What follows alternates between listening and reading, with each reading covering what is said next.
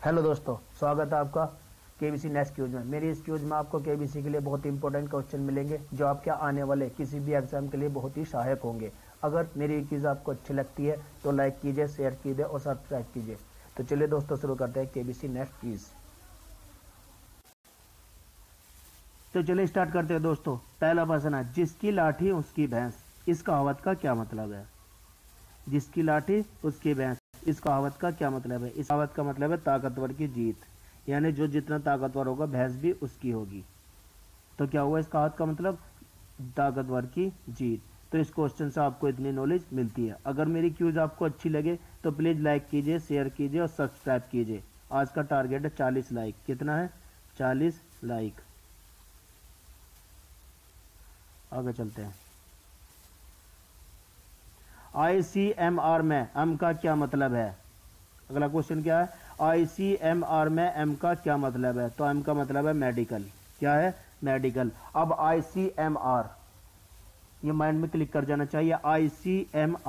ICMR की full form है Indian council of medical research. क्या है?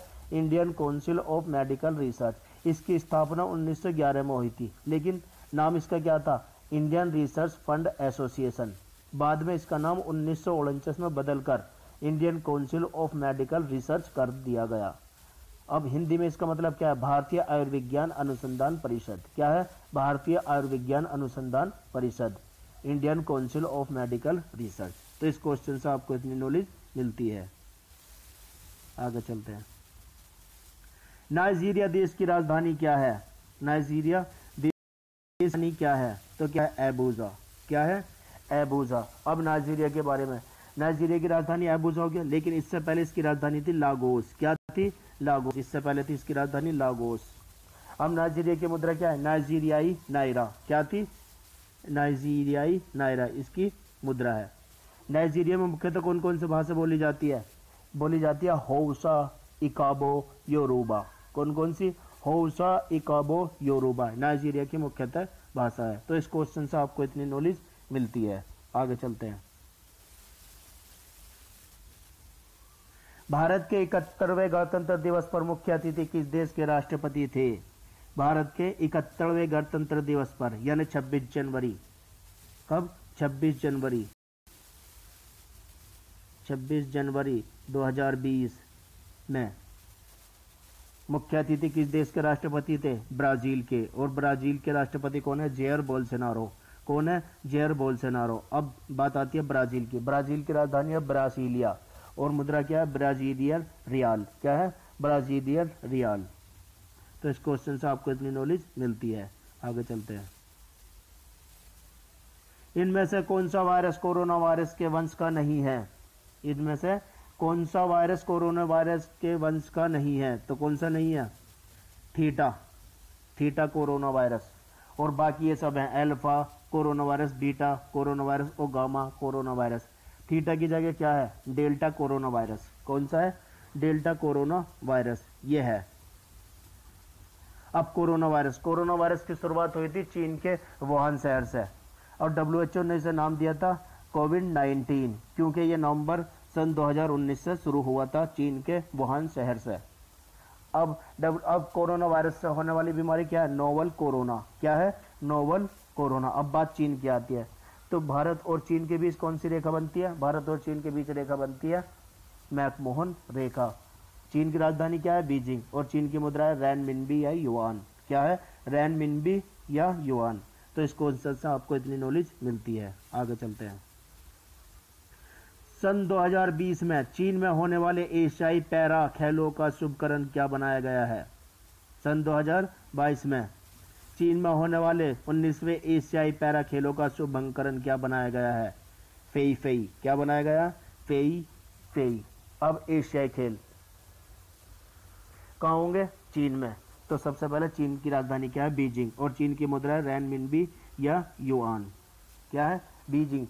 चीन की राजधानी बीजिंग और चीन की मुद्रा रैनमिनबी या युआन। तो इस क्वेश्चन से आपको इतनी नॉलेज मिलती है। आगे चलते हैं। दुनिया का पहला देश कौन सा बना जहां कोरोना महामारी के बीच राष्ट्रीय चुनावों का समापन कराया गया?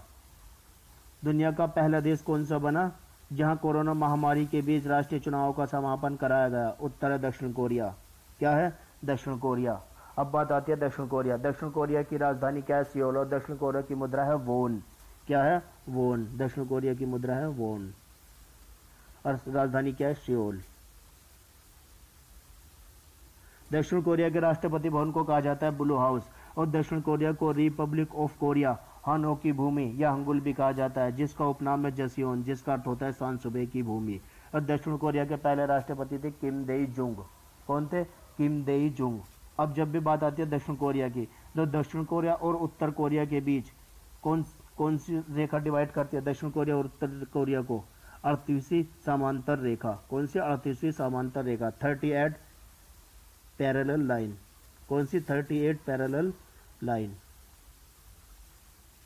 तो इस क्वेश्चन से आपको इतनी नॉलेज मिलती है। चलिए आगे चलते हैं।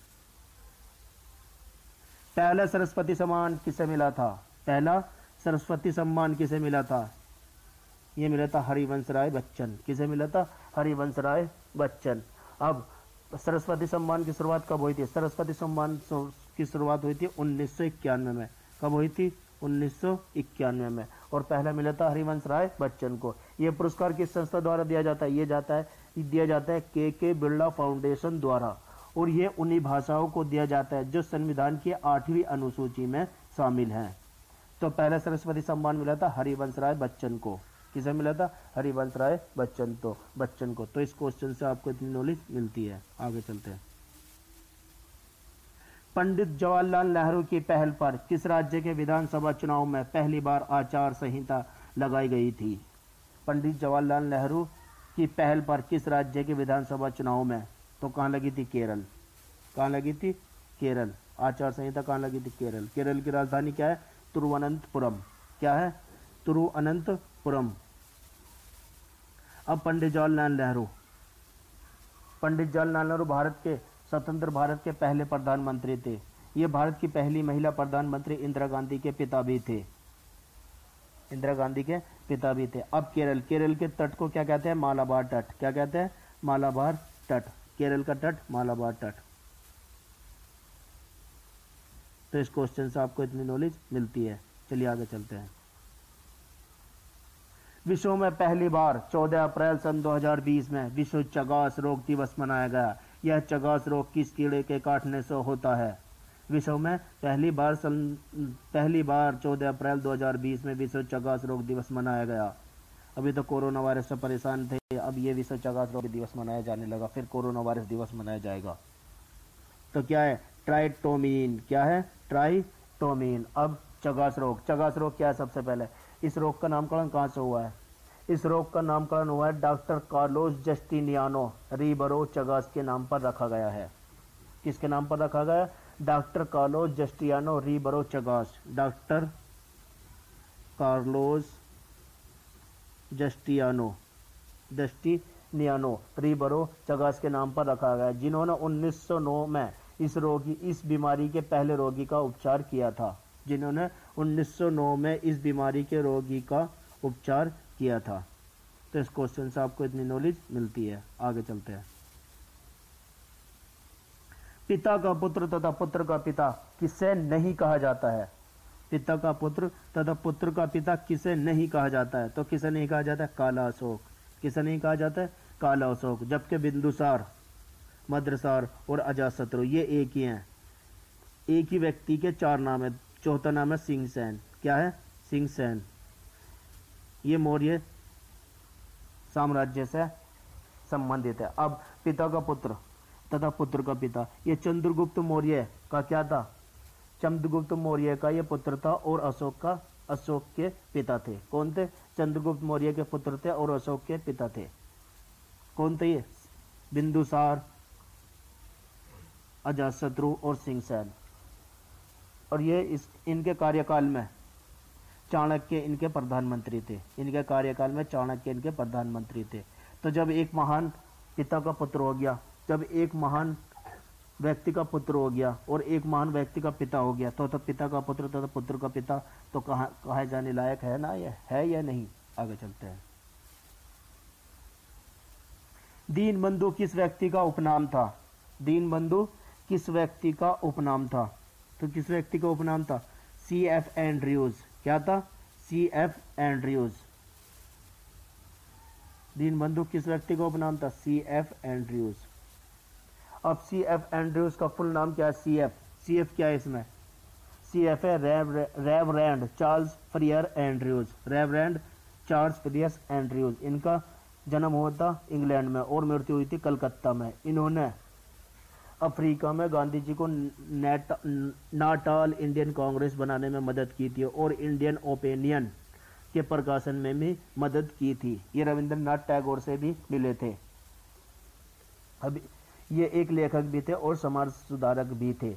इन्हें दीनबंधु की उपाधि किसने दी थी? गांधी जी व छात्रों द्वारा इन्हें दीनबंधु की उपाधि दी गई थी। तो दीनबंधु का किस व्यक्ति का उपनाम था? C.F. एंड्रयूज।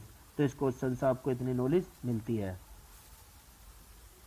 तो ये मेरी 12 क्वेश्चन की क्यूज समाप्त होती है दोस्तों। अगर ये मेरी क्यूज आपको अच्छी लगी है तो प्लीज लाइक कीजिए, शेयर कीजिए और सब्सक्राइब कीजिए। तो चलिए शुरू करते हैं रिवीजन। जिसकी लाठी उसकी भैंस, इस कहावत का क्या मतलब है? तो इस कहावत का मतलब ताकतवर की जीत। आगे चलते हैं। ICMR में M का क्या मतलब है? तो M का मतलब है मेडिकल।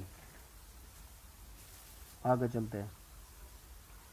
नाइजीरिया देश की राजधानी क्या है? उत्तर है अबूजा। आगे चलते हैं।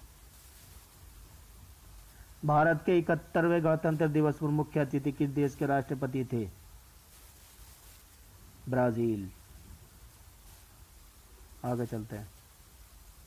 इनमें से कौन सा वायरस कोरोना वायरस के वंश का नहीं है? थीटा। कौन सा? थीटा। आगे चलते हैं। 2022 में चीन में होने वाले 19वें एशियाई पैरालंपिक खेलों का शुभारंभ क्या बनाया गया है? Fei Fei. क्या बनाया गया? Fei Fei. आगे चलते हैं। दुनिया का पहला देश कौन सा बना जहां कोरोना महामारी के बीच राष्ट्रीय चुनाव का समापन कराया गया? दक्षिण कोरिया। आगे चलते हैं। पहला सरस्वती सम्मान किसे मिला था? हरिवंश राय बच्चन। किसे मिला था? हरिवंश राय बच्चन। आगे चलते हैं। पंडित जवाहरलाल नेहरू के पहल पर किस राज्य के विधानसभा चुनाव में पहली बार आचार संहिता लगाई गई थी? केरल। कहां लगाई गई थी? केरल। आगे चलते हैं। विश्व में पहली बार 14 अप्रैल 2020 में विश्व चौगास रोग दिवस मनाया गया। यह चौगास रोग किस कीड़े के काटने से होता है? ट्राइटोमीन। किसके काटने से होता है? ट्राइटोमीन।